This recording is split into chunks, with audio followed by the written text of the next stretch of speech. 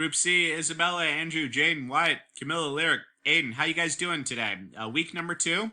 So let's go ahead and jump right into the daily activities.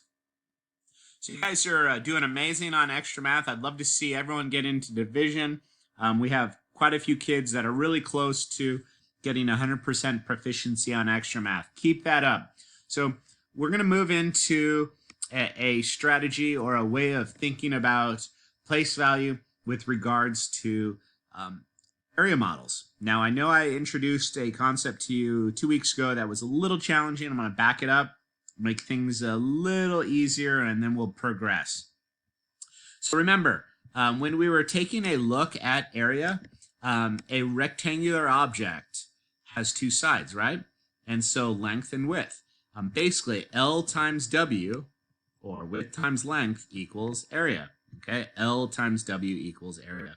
So we can think about that concept and apply it to multiplication with 1 and 2 digit numbers. Now, we taught you last week a standard algorithm.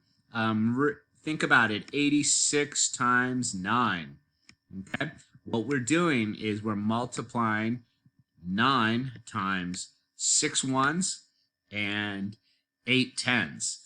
Andrew had a great strategy I wanted to show you guys. He basically broke it up like this.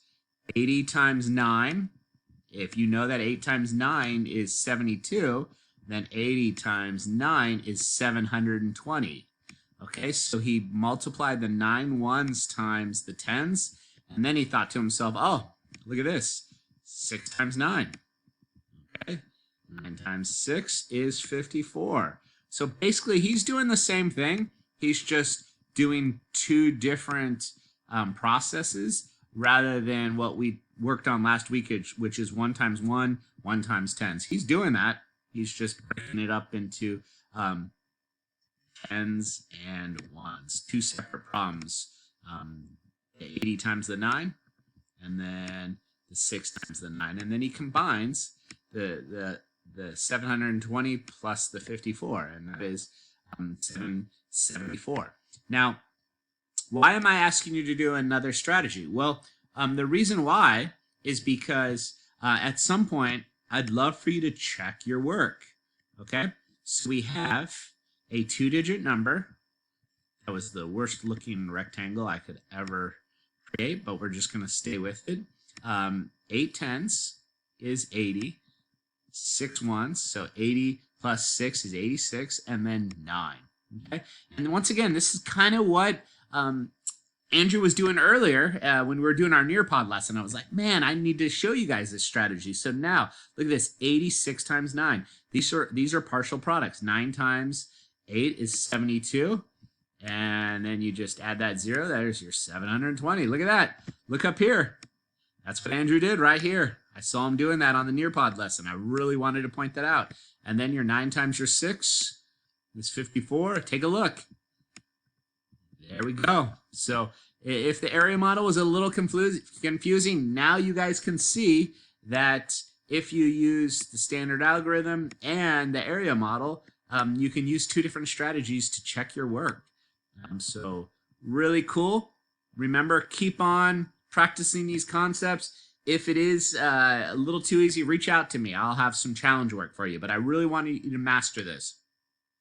Next, guys, would love to see you guys get into the division. Emily Moreno bumped up to level Group D.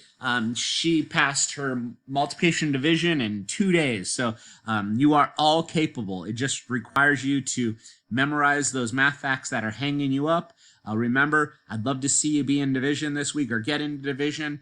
We have a couple kids that are really close, okay? So really want to celebrate all that hard work. Log in multiple times, 2 to 3 rounds. Set a goal for yourself. If you're getting 10, 12 happy faces, really try to buckle down and, surpass that. Get a 15. It's something that really needs to be practiced. My goal for you guys, once again, become proficient in multiplication division. We're going to do it with a lot of hard work. Keep reading fun. I know Newzilla at times is not fun, but choose things you're interested in. We'd love to see you guys continue reading, pushing your Lexile reading levels over 4 digits. Many of you guys are 800 and 1,000, which all you have to be is 650 at the end of the year. So you've surpassed that. So now it's all about just learning. Remember, when you are summarizing an expository passage, make sure you identify the title. If there is a quote, tell us why you enjoyed reading that quote. What was your reaction? Did you have any questions?